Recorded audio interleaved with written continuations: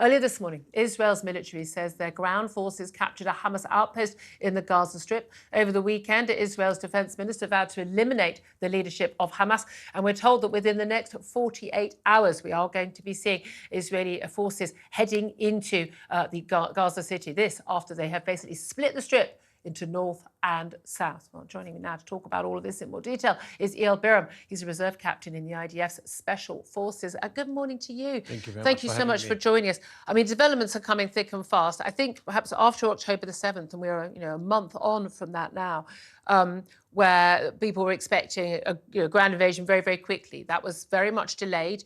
How much of that was down to Israeli military preparations, calling in reservists, and how much of that was down to the pressure from the international community, particularly America, saying, hold off, hold off. People were given, 24 hours to escape Gaza City, North Gaza, as it is really. They've had, they had at least a week, really. But we have seen these developments in the recent days where we are seeing the Israeli forces, special forces in particular, going in to Gaza in the next 48 hours, going into Gaza City itself. How do you think those military efforts are going? Are they successful so far? Are they achieving what you, when you were reserve captain, what would they be expected to achieve? I think right now we are stepping into the third phase of this operation. The first one started, and that was getting control over the villages that Hamas invaded on October 7th. And it took about 48 hours at the beginning of this war. Afterwards, we had the preparation and starting to have both intelligence, understanding what the changes happen in the ground, and also how the forces of Hamas were preparing for the Israeli attack. And mostly, and this is the main goal of this operation, is bringing back the hostages. Yeah. Where are the hostages? Are they safe? And can we find them? And right now, in the third stage of it, is a combination of bringing back the hostages, and this is the main goal of this operation. And we should remember that Hamas decided to initiate this war thinking that Israel would not attack if they will take hundreds of people to Gaza. Yeah. And thanks God, we will attack and we will hit back and we will bring back the hostages, hopefully alive and soon. But it will be very complicated. And that's why the third phase of entering Gaza area, mostly the areas that Hamas took to be their terror tunnels and their terror centers, beneath the hospitals, beneath schools, and over UN facilities. This is why it's important to get for the third phase and hopefully end it soon, but it will take some time. We know that there's this incredible network of tunnels underneath most of Gaza, particularly Gaza City, equivalent to, the London Underground, for goodness sake.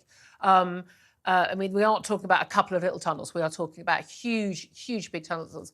Millions spent on building these. A lot of the aid that has been sent into the Gaza Strip actually been used to pay for, do the concrete and smuggle that in and build these tunnels.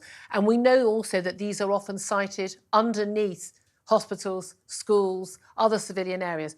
When the Israeli Defense Forces are criticised for attacking these civilian sites, is it justified what they do? Is that justified?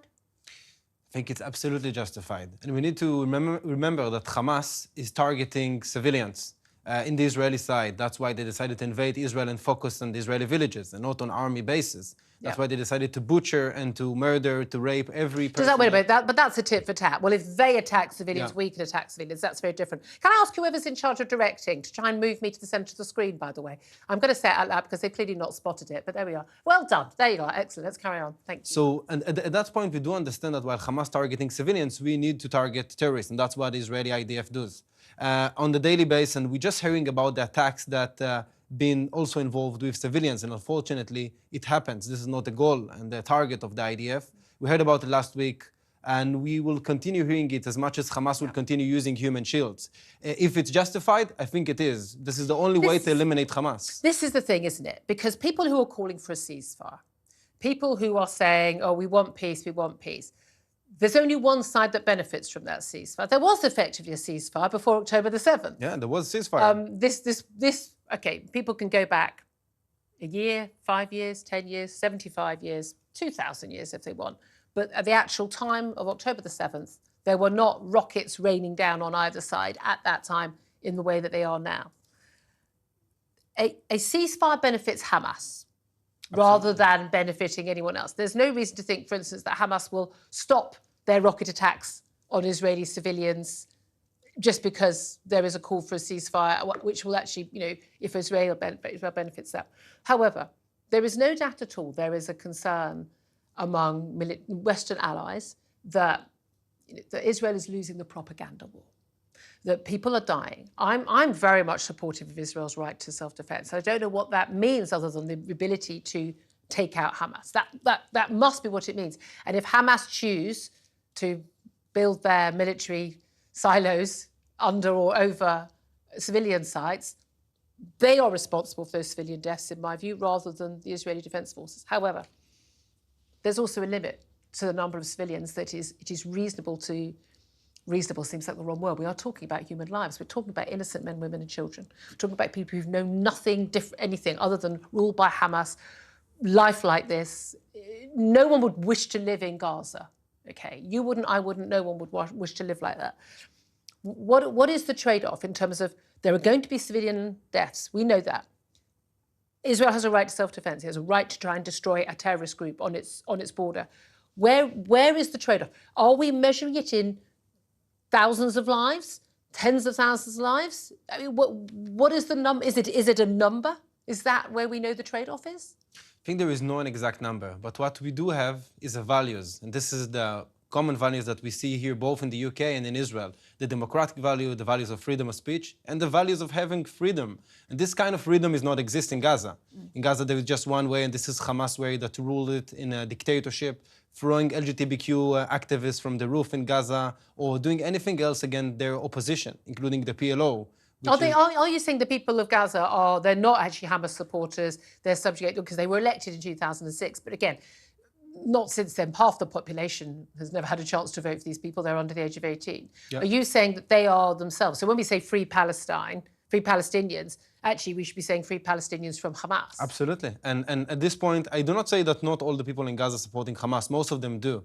But at this point, we do understand that in order to eliminate the threat, both for the people who live in Gaza, we should take up Hamas out of this equation. And if Hamas will be out of it, and if the Gaza envelope will be free for Hamas, as you said, we'll have an area that will be secure both for the Israelis and Palestinians to be their life. And I do think about every Palestinian who's been killed in this war, similar for the Israelis. I do not see the same sympathy in the Palestinian side about people who've been murdered brutally on October 7th. We've actually seen people celebrating. Yeah, celebrating, legitimating it. Really quite, I mean, I've been quite shocked. I'm a cynical old hack, and I'm surprised when I'm surprised, but I've genuinely been appalled and shocked by people's reaction to that, particularly here in the UK, by people who should know a lot better, people who I thought were good people, who seem to feel that, yeah, oh well, never mind, well, you started it, tough sort of attitude towards the deaths of those Israeli civilians.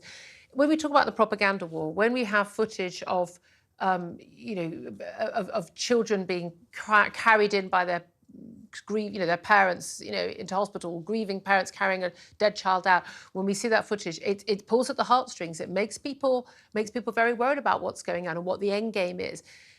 Israel, in return, has done an awful lot to, publicise the extraordinary level of brutality that took place on October the 7th. It was beyond anything we have seen in many, many decades on a mass scale. And by the looks of it, it looks like it was a deliberate Hamas policy. Do you think that actually this war between Israel and Hamas is going to be won or lost not on the battlefield, but on, on social media? The war is on social media. The war is in world opinion. The war is in the people in the streets. And we do understand that the majority, especially here in the UK, understand that we in Israel are fighting for the same and for the common values. And these common values, as I mentioned before, that is the values that will be mentioned in the Remembrance Day next week, that we will see people here in the streets here protesting on the same time for pro-Palestinians, which is in the same time calling for an intifada, murdering of Jews.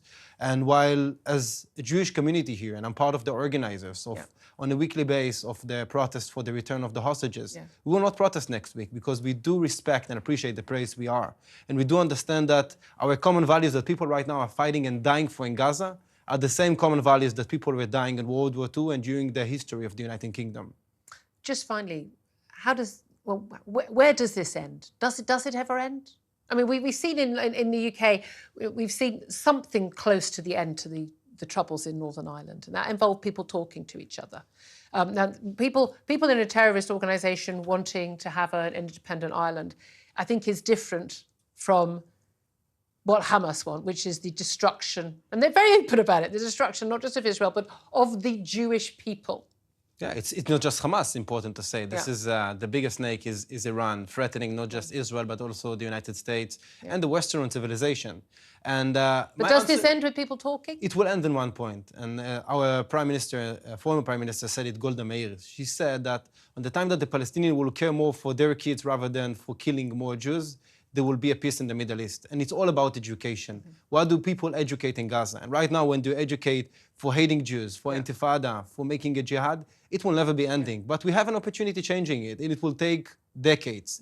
But we should be optimistic and try to change fundamentally the educational system that was changed, by the way, in many other Arab countries, including Saudi Arabia, United Arab Emirates, Morocco, and other places. To not actually preach the hatred. I think one of the most devastating things I read was the Hamas fighter who called his mother. They've got him on record calling his mother to say, "You'd be so proud of me. I killed 10 Jews." Yeah. Imagine being brought up to think that that was something to be proud of. And I'm thinking about the British soldier, Israeli soldier, who will call his mother and being praised about taking care and saving people's lives. And this is what we've been educated for. Okay. And hopefully it will change in the future. And that's why we should eliminate Hamas. We shall see how this works out. I fear we'll be talking many more times in the future. Thank you very much. Yael Berab, Reserve Captain in the IDF Special Forces, really appreciate you joining us. Thank you. Thank you very much.